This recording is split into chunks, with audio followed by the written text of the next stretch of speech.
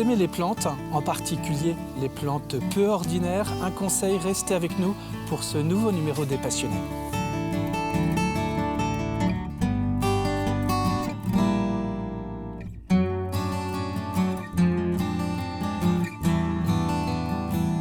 Qui es-tu, Émilien ? Émilien Rondard, j'ai 42 ans et je suis originaire des Châteliers, Châteaumur. J'ai grandi à une quinzaine de kilomètres d'ici. Nous sommes aux herbiers là. Et ça fait maintenant 15 ans que je suis aux herbiers. Et donc j'ai grandi dans la nature, dans les campagnes, les cabanes, dans les arbres. Donc voilà, on peut dire que je suis un gars de la nature. Et là, nous sommes précisément où, Émilien ? Alors nous sommes juste à côté de chez moi, j'habite dans le centre équestre des herbiers. C'est original ça. C'est original et ça fait 15 ans maintenant que j'ai acheté une petite maison ici. Toi, professionnellement, avant d'en arriver à cette passion que tu as pour les tillandsias qui s'est articulée en activité professionnelle, il va nous raconter ça, Émilien, dans un instant. Toi, tu as eu d'autres expériences professionnelles assez variées finalement. Oui, tout à fait. C'est un parcours un peu original. Donc le premier métier en tant que guide de pêche, à la suite de mes études. Et puis j'ai eu envie de revenir sur la Vendée. Et, tu étais allé où ? J'étais parti en Deux-Sèvres travailler sur un grand centre touristique dédié à la pêche. Et puis l'envie de revenir en Vendée était forte. Et j'ai choisi Les Herbiers, qui était une petite ville dynamique. Et puis j'ai participé à l'ouverture d'un grand magasin, une grande enseigne de sport qui proposait un rayon pêche sur Les Herbiers. Donc j'ai fait un petit peu de commerce, la grande distribution dans ces rayons nature et pêche. Par la suite, j'ai monté une petite société aussi dans le domaine de la pêche toujours. Et puis, diverses missions. J'ai monté un bar-snack pour un camping, j'ai été facteur, j'ai fait plein de petits boulots. Jusqu'à un poste de commercial sur toute la France. Et un licenciement économique avec le Covid. Et c'est vrai que je ne savais plus trop quoi faire. Et puis j'avais cette jolie passion pour les plantes un petit peu dans la tête. Et donc voilà, j'ai décidé de, pourquoi pas, tenter l'aventure et de mêler la passion avec l'activité professionnelle.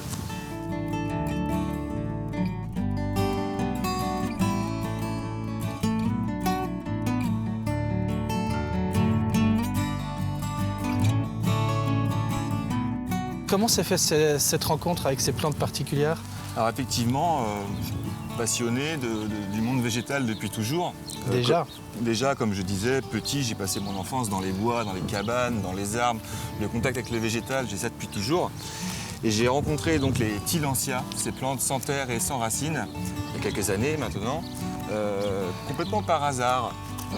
En effectuant des recherches sur Internet pour me renseigner sur mes plantes d'intérieur, essayer de les mettre dans des bonnes conditions de culture. Par hasard, j'ai vu des petites plantes sans terre, sans racines. Je me suis dit, qu'est-ce que c'est que ça ? J'étais très intrigué. J'en ai acheté sur Internet la première fois, sans trop savoir ce que c'était. Et puis, j'avais pas le mode d'emploi, j'avais pas le guide. Donc, j'ai fait des petites recherches. J'ai trouvé ces plantes assez curieuses, fascinantes. Et puis, j'en ai acheté d'autres. Et puis, je me suis renseigné. J'ai rencontré des collectionneurs, d'autres passionnés. Et puis la passion est née pour ces petites plantes, c'est vrai, c'était coup de cœur pour ces plantes-là, tout ce qu'on pouvait faire avec, leur côté graphique, la facilité d'entretien, c'était vraiment un gros coup de cœur. Ouais. Ce sont des cousines de l'ananas. C'est ça, elles appartiennent à la famille des Broméliacées, tout comme l'ananas. Et dans cette famille, les Broméliacées, il y a toute cette espèce qui vit sans terre, sans racines, qu'on appelle les tillandsias. Ce sont des plantes épiphytes, un peu comme les orchidées ? Alors, la majorité sont épiphytes, un peu comme des orchidées, donc épiphytes qui vivent accrochées aux branches des arbres principalement. Elles ne sont pas parasites, elles ne se nourrissent pas de l'arbre, c'est vraiment un support de l'accroche. Elles vivent en harmonie avec les végétaux.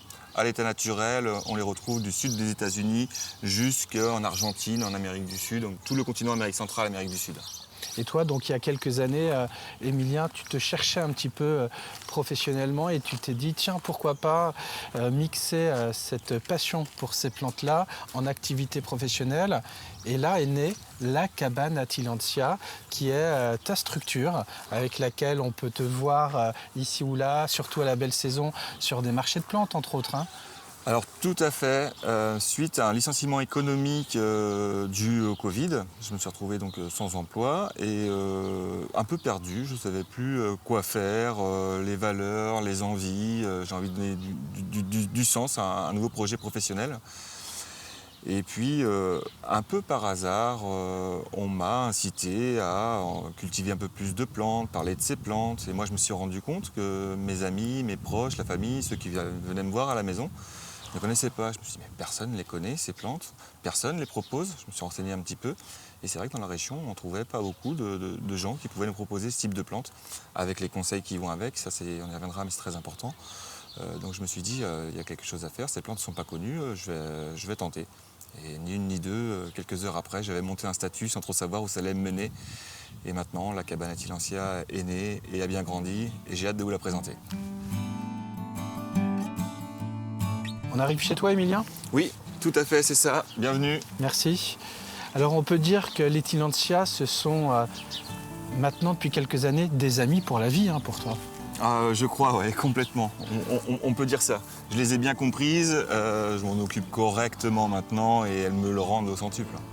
Ce qui te fascine le plus chez ces plantes, rappelle-nous ce que c'est, parce qu'elles vivent sans terre, mais elles ont d'autres qualités que tu apprécies beaucoup, toi.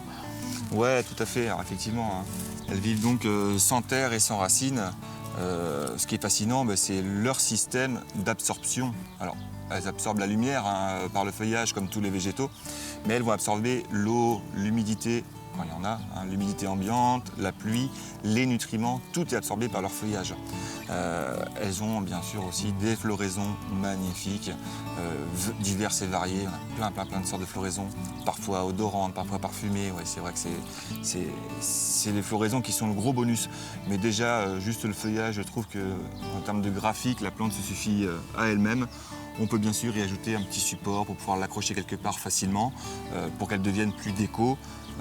Les possibilités créatives sont infinies avec ce type de plante. Elles n'ont pas de racines, mais en revanche, elles ont des crampons et elles peuvent s'accrocher donc non seulement à du vivant, des arbres, des plantes, mais aussi sur des supports très différents, comme du métal. Exactement. C'est assez fou, ça. Ouais. Pour ne pas tomber justement dans la terre où elle risquerait de pourrir au contact de l'humidité de la terre, elle cherche naturellement à s'accrocher à un support. Souvent une branche d'arbre. On a aussi des photos très connues en Argentine ou au Mexique de plantes qui ont colonisé des lignes téléphoniques, des lignes électriques, des grosses boules de plantes sur les lignes électriques, photos très connues.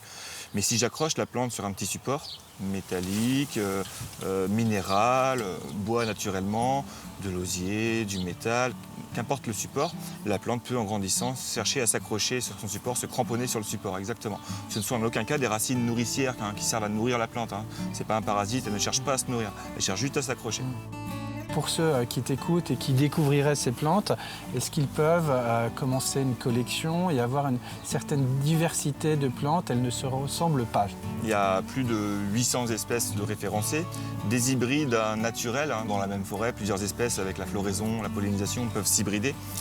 L'homme maintenant crée des hybrides pour avoir des résistances au froid, des floraisons spectaculaires, des floraisons l'hiver.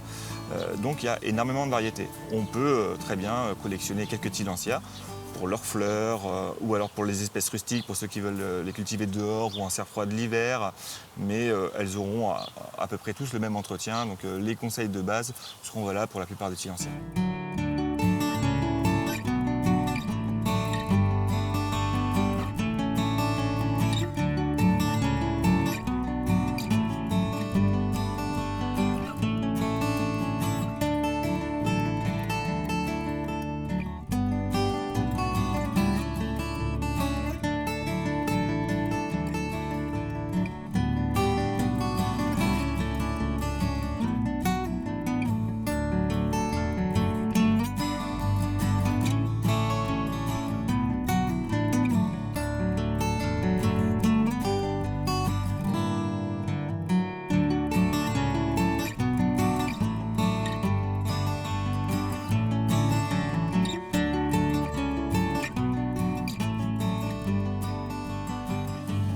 Toi, Emilien, tu peux la partager avec tes proches, cette passion que tu as pour les Tillandsia? Alors avec mes proches, oui, bien entendu, mais surtout avec mes clients, les visiteurs que je rencontre sur les marchés, les fêtes des plantes, les marchés de Noël. Oui, c'est forcément quelque chose que j'ai envie de partager et les gens sont curieux. Hein. C'est quand même des plantes fascinantes, pas de terre, ils connaissent pas forcément tous non plus. Donc c'est des plantes qui attirent l'œil, le regard. Donc après, à moi de jouer pour leur expliquer comment ça fonctionne, quoi. Alors tout à l'heure, tu m'as montré quelque chose qui est assez fascinant et ça peut nous prouver qu'elles sont bien vivantes, ces plantes. Tu leur mets un peu d'humidité, si tu veux bien nous montrer, un peu d'humidité dessus avec un pchit-pchit par exemple, et elles vont radicalement changer de couleur. Là, on va dire qu'elle est plutôt verte blanchâtre. Alors elles ont souvent un petit voile un peu blanchâtre. C'est vrai qu'on n'a pas des verts bien prononcés, bien vifs. Elles sont souvent un peu grisées, un peu blanchâtres. Cette espèce-là s'appelle albida, de albinos, blanchâtre. Elle est très très blanche. Quand on l'arrose, alors ce qui est blanc ici, hein, c'est des trichomes, des petites écailles qui sont blanches et qui vont s'ouvrir et se refermer pour laisser passer l'eau. Donc au contact de l'eau, la plante devient verte, son système d'absorption fonctionne, et la voici maintenant toute verte. Dès qu'elle aura absorbé l'eau, les écailles vont revenir, elle va redevenir toute blanche et ces écailles vont lui servir à se protéger dans la nature des rayons de soleil ou du vent. Alors que moi, qui ai reçu un peu d'eau, je reste tout blanc. Hein, comme quoi, les plantes, en tout cas celles-ci, elles ont cette particularité. Beaucoup d'atouts pour des plantes qui ont le mérite d'être un peu plus connues. Et ça, toi, tu t'en es fait une mission de pouvoir davantage les populariser. Hein. C'est ça qui te plaît surtout. Exactement, c'est d'aider les gens à réussir avec l'artilancia. Eh bien, merci Emilien de nous avoir fait découvrir ta passion pour ces plantes méconnues que l'on connaît maintenant davantage grâce à toi. C'était sympa de tourner cet épisode avec toi. Merci beaucoup. Merci à vous d'être venu me rencontrer. Et puis hâte de rencontrer tout le monde sur mes fêtes des plantes, sur mes dates, les marchés, les week-ends. Et nous, on se retrouvera bientôt pour une autre émission des passionnés. Ce sera naturellement sur TV Vendée.